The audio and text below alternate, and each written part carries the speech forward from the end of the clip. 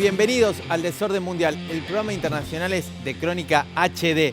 Te dije el desorden mundial, te tendría que haber dicho el desorden intergaláctico. ¿Por qué? Porque vamos a estar hablando sobre la vida extraterrestre. ¿De qué estamos hablando? Bueno, espera un ratito y te vamos a contar si hay o si no hay. Hubo novedades esta semana, ¿las escuchaste? Esperá. Vamos a hablar también sobre la pandemia. Pandemia para todos. ¿Hay vacunas para pocos? Bueno, ¿cómo se distribuyen las vacunas? En un ratito también en el desorden mundial. Otro dato que quizás lo escuchaste, te lo adelantaron en el programa de recién. ¿Vienen por el agua? Bueno, esta semana comenzó a cotizar en Wall Street el agua. ¿De qué se trata eso? ¿Tendremos en Calafate la nueva vaca muerta? Pará un poquitito. Vamos a dar una vuelta al mundo por todas aquellas cositas que también son importantes y acá te lo queremos destacar. Y vamos a empezar ahora el programa con la energía nuclear. Hablando de la energía nuclear, que es algo con el que se hacen también las bombas atómicas, no solamente un recurso eficiente para esta vida, este mundo en el que estamos. Argentina además tiene al director de la Agencia Internacional que regula la energía atómica y entre otras cosas impide que hayan guerras nucleares. De todo eso te cuenta este informe.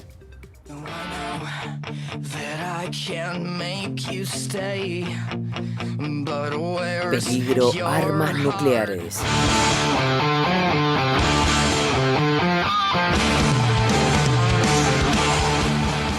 Sin que le prestemos demasiada atención, algunos países están desarrollando desde hace décadas una tecnología capaz de destruir a la humanidad, las armas nucleares. La energía nuclear o atómica tiene una gran cantidad de usos pacíficos, desde la generación de energía eléctrica hasta la medicina nuclear utilizada en hospitales, y es más ecológica que otras fuentes energéticas como los hidrocarburos. El problema no es la energía nuclear en sí misma, sino el uso peligroso que le dan los gobiernos.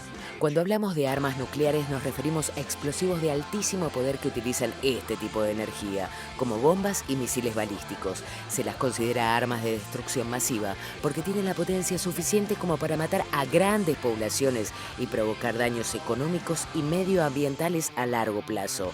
Hasta ahora, la única vez que se usaron en un conflicto fue en la Segunda Guerra Mundial, cuando Estados Unidos ejecutó una de las peores masacres bélicas de la historia al lanzar 2 bombas atómicas sobre las ciudades japonesas de Hiroshima y Nagasaki. Desde entonces no hubo más ataques nucleares, pero eso no significa que la carrera nuclear se haya frenado. Todo lo contrario, tener armas atómicas es sinónimo de tener influencias geopolíticas. Actualmente hay 8 países de los que se sabe que tienen armamento nuclear en condiciones de ser utilizado: Estados Unidos, China, Rusia, Reino Unido, Francia, India, Pakistán y Corea del Norte. También hay indicios suficientes de que Israel tiene su propio arsenal, aunque el país nunca lo confirmó ni lo desmintió. Además, las potencias occidentales creen que Irán está desarrollando un programa de armamento nuclear en secreto. Los medios de comunicación suelen prestar atención a la cuestión nuclear cuando hablan de países que son percibidos como una amenaza desde Occidente, como Corea del Norte e Irán, o al analizar conflictos de larga data como el que existe entre India y Pakistán. Pero parece haberse naturalizado el hecho de que potencias como Estados Unidos y Rusia tengan en su poder miles de cargas nucleares listas para ser utilizadas en una eventual guerra. El verdadero peligro es que si estallara una guerra nuclear en el mundo, ninguno de los países atómicos se quedaría afuera. Desde hace años los gobiernos de los países nucleares se manejan según una idea surgida durante la Guerra Fría, que dice que nadie se va a atrever a apretar el botón rojo de las armas atómicas porque eso implicaría empezar un conflicto con una capacidad de destrucción demasiado extrema. Dicho de una manera simple, según esa teoría, tener armas nucleares es la mejor forma de garantizar que nunca se usen. Pero, ¿qué pasaría si esa presunción algún día fallara? ¿Cuáles serían las consecuencias para la humanidad si alguien se animara finalmente a apretar el botón y disparar el primer misil nuclear? ¿Estamos preparados para un tipo de guerra al que posiblemente no podríamos sobrevivir?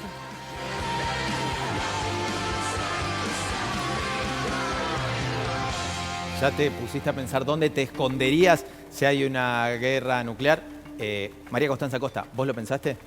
No, prefiero no pensar en eso, Javi. Ya tuvimos un 2020 complicado, no pensemos Lo que falta, en un 2021 nuclear, así que por el momento no lo pensamos. Bueno, te decíamos al principio de que alguien que está tratando de evitar esto es argentino y es el titular de la Organización Internacional de Energía Atómica. Se llama Rafael Grossi y hablamos esta semana con él. Le preguntamos un poco de todo esto y esto nos contaba. Las armas nucleares existen desde el año 45, ¿verdad? Cuando se usan las armas nucleares por primera vez en Hiroshima y en Nagasaki. A partir de allí fueron desarrolladas por un grupo de países. Básicamente Estados Unidos, Francia las tiene, el Reino Unido las tiene, Rusia las tiene, China las tiene, India las tiene, Pakistán las tiene. Y lamentablemente en los últimos tiempos Corea del Norte se agregó a esa lista. Entonces, a partir de la existencia de un arma en los arsenales de un país, la posibilidad teórica está de que pudieran ser utilizadas. El principio rector, la doctrina que se ha aplicado desde el año 45, donde se utilizaron por primera y última vez, fue que estas son armas no de uso, sino de lo que se llama disuasión. Disuasión. Es decir, yo tengo un arma, pero como vos sabés que yo la tengo, te vas a abstener de atacarme. Entonces tiene un efecto de disuasión. Esto que se ha venido aplicando durante décadas, digamos, desde el año 45, es una doctrina que muchos consideran inestable. Es decir, se dice, bueno, pero estas armas están, ¿qué pasaría si alguno de los que tienen estas armas nucleares se tienta y las usa y desencadenamos un Armagedón en el planeta, ¿verdad? Entonces, ahí está el gran debate y el proceso muy complejo, muy largo de desarme nuclear. ¿Qué pasaría si se hace un Armagedón? Ni siquiera las películas de Disney nos han preparado para esto. Rafael Grossi, te decía, primer latinoamericano en la historia en dirigir este organismo. Costi, ¿estamos a salvo? Bueno, Grossi hablaba de lo que es la persuasión o la disuasión, ¿no? Pero también son importantes los pactos, Javi. O sea, ahí la importancia de los acuerdos multilaterales. En un acuerdo multilateral de este siglo, sin duda fue el pacto con Irán, ¿no? Los cinco miembros del Consejo de Seguridad de la ONU, más Alemania, acordaron con Irán. Acá vemos algunas imágenes. Los hombres que llevaron adelante esta negociación fueron John Kerry y el ministro de Relaciones Exteriores iraní. Bueno, el pacto con Irán avanzó, Obama dio su discurso histórico con Joe Biden en la Casa Blanca. Cuando llegó Trump, esto cambió. ¿Qué decía el pacto? Decía que Irán se comprometía a disminuir la producción de uranio enriquecido. El uranio enriquecido se dice básicamente que se usa para hacer armas nucleares, ¿no? Por eso era el eje de la cuestión y también se sometía a los controles internacionales. Uno de los organismos que controla, por ejemplo, es el organismo que dirige Grossi, ¿no? Entonces, a eso se comprometía Irán. Cuando llegó Trump, esto cambió. Porque Trump dijo, no, lo que estamos haciendo acá es levantarle las sanciones económicas a Irán. Irán está creciendo económicamente, está creciendo su influencia en Medio Oriente y entonces no nos conviene tener esta especie de pacificación, ¿no? Mejor echemos para atrás el acuerdo y que Irán siga por una línea dura. Bueno, esto es la foto de hoy, ¿no? La foto con la que se encuentra Biden. Así es, y recordemos que la semana pasada te contamos acá que asesinaron al que estaba llamado a ser el cerebro del programa nuclear iraní y que justamente lo que no se sabía es qué nivel de avance tenía ese programa nuclear. Y a partir de eso, el Parlamento iraní decidió, che, me parece que tenemos que dejar de permitir que vengan a inspeccionar nuestros centros de enriquecimiento de uranio, nuestros centros de energía atómica. O sea, esto escala la tensión sobre este punto. Sí, escala la tensión y además hay que decir que el presidente iraní, que también fue uno de los artífices de este acuerdo, Hassan Rouhani, es un moderado, con lo cual tampoco le cierra mucho esta cuestión de endurecer la política con Estados Unidos. También algunos análisis dicen que se está endureciendo la política con Estados Unidos justamente para presionar a Biden para volver a esa mesa de negociación, ¿no? Está claro que se abre una nueva etapa en la diplomacia norteamericana con el regreso de los demócratas a la Casa Blanca y entonces es necesario ver qué va a pasar con el acuerdo con Irán. Bueno, y si hablamos de un rival de los Estados Unidos que cambió, o sobre todo que se profundizó durante el gobierno de Trump, hubo otro que era rival de los Estados Unidos que se acercó durante el gobierno de Trump. Estamos hablando de Corea del Norte. Le preguntamos a Rafael Grossi por eso y le preguntamos también sobre un rumor de que la Argentina quiso hacer una bomba atómica. ¿Lo sabías? Mirá lo que nos contó. Corea del Norte ya no es más un caso de proliferación, ya es un caso de desarme, porque tiene armas nucleares. No se sabe exactamente porque nuestros inspectores fueron expulsados de Corea del Norte en el año 2009, pero se calcula que tienen aproximadamente entre 50 y 60 cabezas nucleares, de modo tal que es una situación bien compleja.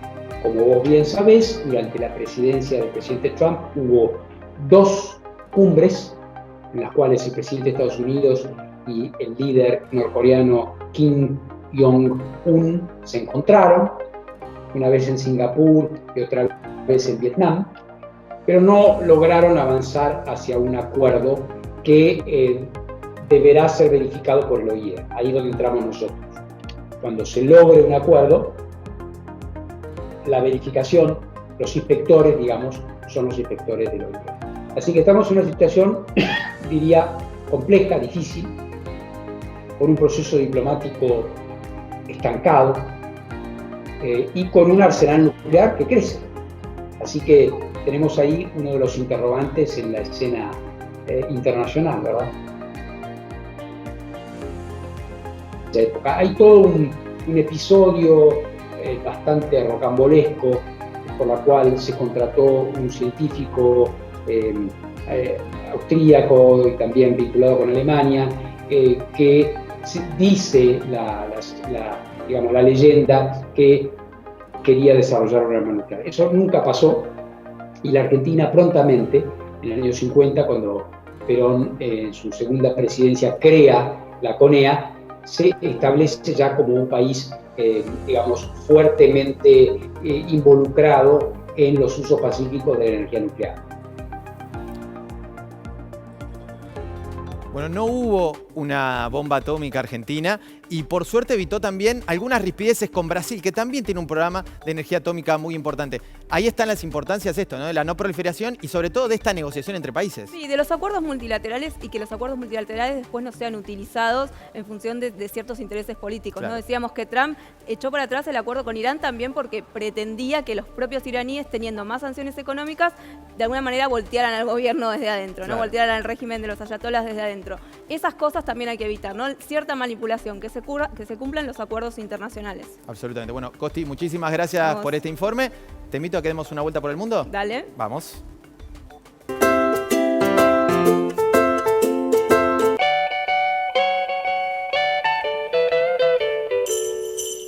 Esta va a ser una vuelta por el mundo a todo ritmo. Y vamos a empezar por Irlanda, porque Papá Noel tiene certificado de trabajador esencial. Un dato clave para todos los niños, niñas, niñeces que están esperando la Navidad después de este año tan difícil. Bueno, el ministro de Relaciones Exteriores de Irlanda, Simon Coveney, le ofreció un permiso de circulación especial y se lo comunicó a los niños. Y dijo que gracias a estas medidas Papá Noel va a venir. Pero por las dudas, chicos, para evitar el contagio, duérmanse, no lo vean, porque, viste, si lo contactás, el tipo tiene que estar por todo el mundo. No sabemos, hay lugares donde el pico está en auge ahora, así que mejor quedémonos en casa, durmamos y confiemos en que Papá Noel nos dejará un regalito. Salgamos de Irlanda, vamos a pasear por Chile, acá al lado. Crucemos la cordillera de los Andes. La pregunta es, ¿se viene el surdaje? ¿A qué me refiero? Bueno, por primera vez también en Chile se está hablando de un impuesto a los súper ricos por el COVID. Por única vez sería. ¿Y les suena de algún lado? Bueno, sí, de la Argentina, porque es una idea muy parecida. De hecho, Camila Vallejos, una de las impulsoras, ex líder universitario, probablemente la recuerden, dice que está impulsando esto y dijo que la Argentina marcó un camino en ese sentido. Va a alcanzar a alrededor de 2.000 personas que tienen más de, escucha, 22 millones de dólares. Tranca la cosa. Y les dijo también que Piñera se hace el Larry. ¿Qué quiere decir que se hace el Larry? Se hace el distraído. Una expresión bien chilena para hablar de los ricos que están allá, que están acá, que están en todos lados y que en este momento es necesario que redistribuyan. Vámonos de Chile, vámonos a Alemania, donde está funcionando el 0800 Angela Merkel. ¿De qué se trata eso? Bueno, un Zoom que está haciendo la canciller al estilo aló presidente de Chávez, ¿se acuerdan? Bueno, Un gobierno no tildado de populista, por supuesto, que por Zoom ha comenzado a preguntarle a la gente de distintas profesiones cómo le está llevando, cómo le parece. Una estrategia para informarse y para impulsar sobre todo que se cuiden. No nos olvidemos que esta semana hizo un llamado a todos para que se guarden la semana previa a la Navidad, porque según el llamado de Merkel no queremos que esta sea la última Navidad con nuestros abuelos. Nos vamos de Alemania ahora para ir a otro lugar donde sí nos genera un poco más de esperanza lo que está sucediendo. Vamos a hablar de un alto rescate. ¿Por qué te digo un alto rescate? Porque efectivamente a quien salvaron es a una jirafa. Jirafas que están en la zona del lago Boringo de Kenia. ¿Qué pasó?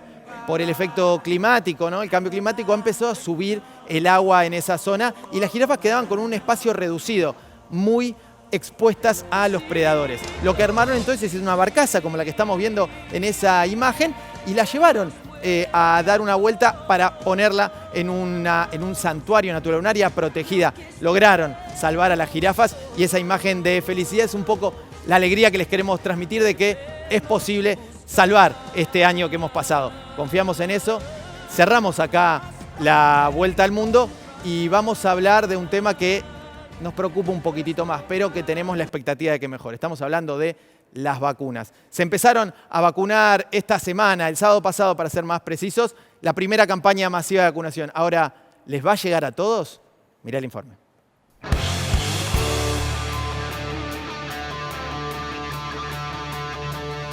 Pandemia para todos, vacunas para pocos.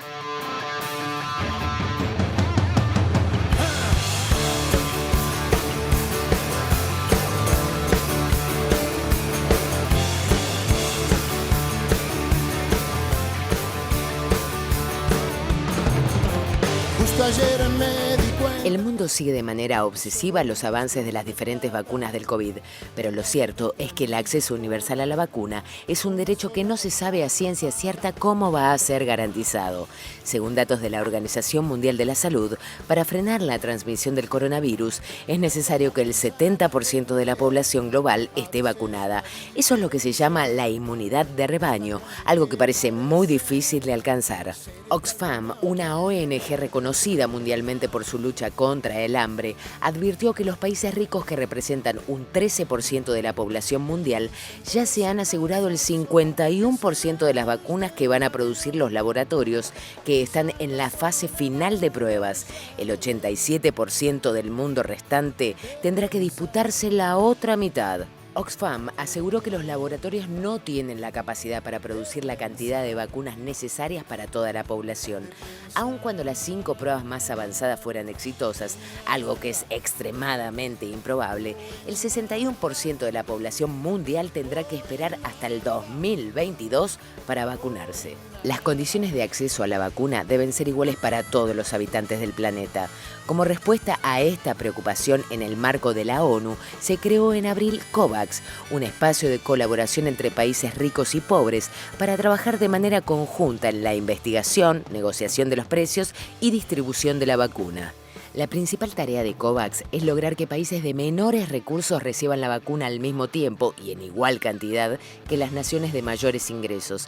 Para esto se creó un fondo que se nutre de la ayuda oficial al desarrollo de los donantes, así como contribuciones del sector privado para garantizar precios más accesibles a las economías menos desarrolladas.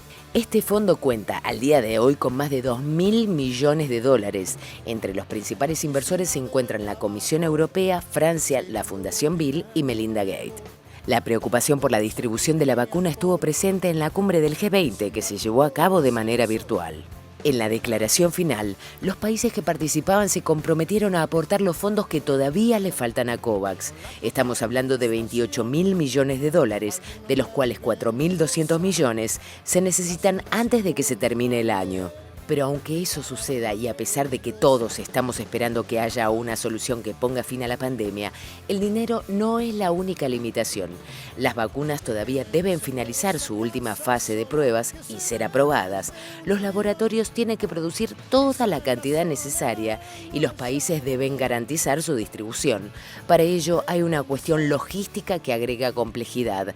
Algunas vacunas requieren condiciones de refrigeración difíciles de cumplir en todos los países.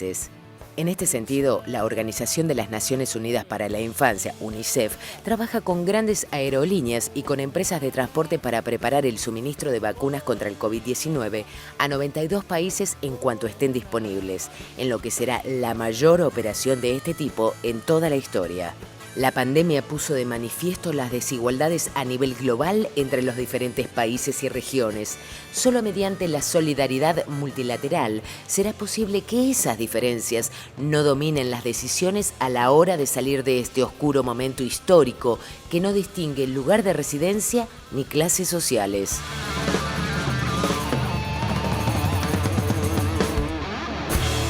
Hablábamos que la pandemia dejó en evidencia las desigualdades y la región que más nos preocupa por las desigualdades, una de las más en el mundo, es América Latina. Y para hablar de eso, aquí está Sonia Aristimuño. ¿Qué tal, Sonia? Hola, Javi. Buenas noches. Buenas noches. Sí, América Latina es una de las regiones del mundo más afectadas por la pandemia y ya algunos países como México, Perú, Chile anunciaron planes de vacunación, pero también la Organización Panamericana de la Salud advirtió que en otras emergencias de salud pública, como la gripe A, por ejemplo, los países más pobres de la región tardaron entre 6 y 8 meses después en recibir la vacuna. Entonces es algo que preocupa también.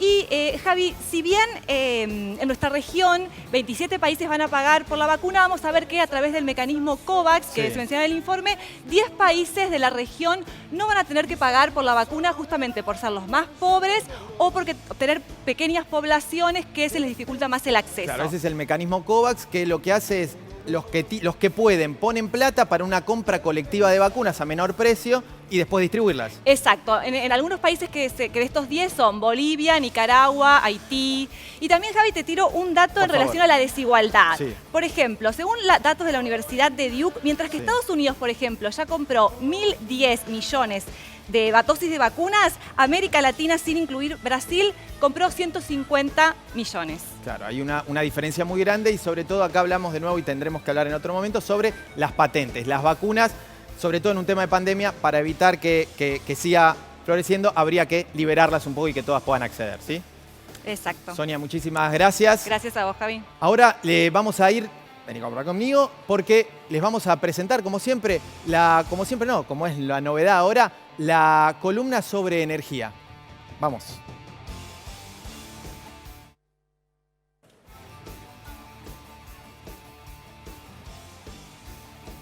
No es un día cualquiera hoy, porque es el Día del Petróleo Nacional. ¿Por qué? Porque se descubrió petróleo en Comodoro Rivadavia, pero no te voy a hablar yo de energía, por supuesto, para eso está acá Martín Brostein. ¿Qué tal, Martín? Buenas noches, Javi. Buenas noches. Bueno, a ver, como me venís contando últimamente, ¿de qué nos vas a desasnar hoy? Hoy vamos a hablar de una noticia bastante controvertida. Sí, resulta que el agua propiamente dicha comenzó a cotizar en la bolsa de valores de Wall Street. Ok, es insípida, es incolora, pero tiene precio. Sí, no, y es bastante controvertida porque comienza a adquirir un valor de referencia con otros productos básicos como el petróleo, el trigo o el oro. Eso da lugar a ciertas especulaciones. Igualmente, a diferencia de estos productos que acabamos de nombrar, y por suerte, el agua empieza a cotizar en Wall Street, pero para el estado de California. Ah, no para todos lados. No. Y es un estado que tiene un problema, al tener un clima árido, tiene un problema de abastecimiento de agua. O sea, en la economía dicen que los bienes valen por su escasez y entonces en California eso le están poniendo precio. Ahora, escuché algo de que era un mercado futuro. ¿Qué es eso? Así es. Bien. Porque no es el agua propiamente dicha, sino que es el derecho del uso del agua lo que se está comercializando. Explicado brevemente. Por favor. Sí, yo soy un productor. A los productores en California, ante la escasez, se les asignan determinada cantidad de litros o de cuotas. Sí. Si yo como productor no requiero la utilización del total de la cuota asignada, puedo vender la cantidad que me sobra en el mercado de futuros. Bien, y ahí eso es lo que va definiendo, digamos, el valor. ¿Y podemos decir que pueden llegar a venir por el agua acá? Sí, pero eso es una pregunta para más adelante. Por suerte, para nuestro país, contamos con una de las reservas más importantes a nivel mundial. De hecho, el acuífero guaraní es la segunda reserva más importante de agua a nivel mundial. Pero, como todo tema, surgieron visiones contrapuestas, Javi. Sobre todo, grupos ambientalistas se quejan de que es una locura, a la posición que adhiero yo, que es una locura comerciar con un bien tan preciado y tan vital para la vida como es el agua. Por otro lado, los sectores financieros que impulsan este proyecto aducen todo lo contrario, que dice que va a facilitar el cuidado del agua y un uso más eficiente de la misma. Bueno, Martín, muchísimas gracias por esto. Vamos a seguir profundizándolo en otras entregas. Y te tengo que hacer una pregunta. ¿Crees en la vida extraterrestre? Sí. ¿Crees? Bueno, más o menos. Bueno, entonces mirá ahora este informe porque te hablamos cuánto hay de cierto de que ya hay contactos con la vida alienígena. Mirá.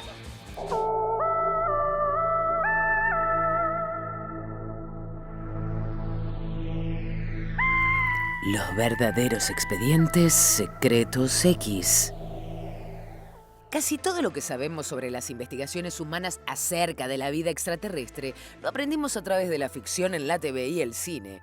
Cuando hablamos de eso, pensamos en películas como Hombres de Negro o en series como Los Expedientes Secretos X, en la que 2 agentes especiales del FBI investigan casos misteriosos que incluyen criaturas de otros planetas y conspiraciones gubernamentales para esconder los secretos más oscuros de la Vía Láctea. Pero ya sabemos que a veces la realidad supera la ficción.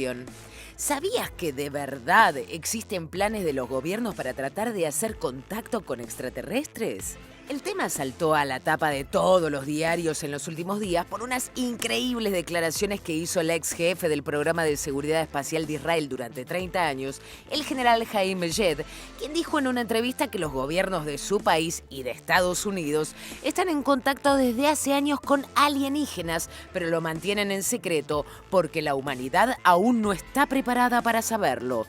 Eyed incluso habló de la supuesta existencia de una base subterránea en Marte, donde cooperan científicos estadounidenses y representantes marcianos.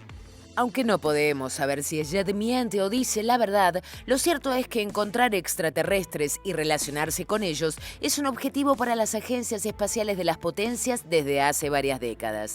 Algunos de estos proyectos intentan descubrir si fuera de nuestro sistema solar existen planetas comparables a la Tierra donde la vida sería posible. 2 iniciativas pioneras fueron el proyecto Darwin de la Agencia Espacial Europea y el Buscador de Planetas Terrestres de la NASA, pero ambos fueron suspendidos por recortes presupuestarios. Ahora esos países están preparando planes similares y más modernos para seguir la búsqueda. Esos intentos podrían detectar formas de vida primitiva, como microbios originados en otros mundos parecidos al nuestro. Pero existen otros proyectos más ambiciosos que buscan formas de vida inteligente en el espacio exterior, es decir, extraterrestres tan o más evolucionados que los humanos. Hay una teoría que dice que, al igual que los terrícolas, cualquier civilización extraterrestre verdaderamente desarrollada emitiría radiaciones electromagnéticas que podrían detectarse a varios años luz de distancia. Eso es precisamente lo que buscan los científicos. Desde los años 60, la NASA desarrolló los llamados proyectos de búsqueda de inteligencia extraterrestre, o proyectos SETI, por sus siglas en inglés, que tratan de encontrar vida fuera de nuestro planeta a través del análisis de señales electromagnéticas anormales y captadas por gigantescas antenas parabólicas, o incluso enviando mensajes al espacio exterior para ver si alguno de ellos es contestado. Aunque la búsqueda sigue activa, hasta ahora ninguno de estos proyectos gubernamentales logró hacer contacto con señales extraterrestres comprobadas. O por lo menos eso es lo que nos dicen públicamente a todos. Y por las dudas, esto que te contamos, mejor que quede entre nosotros.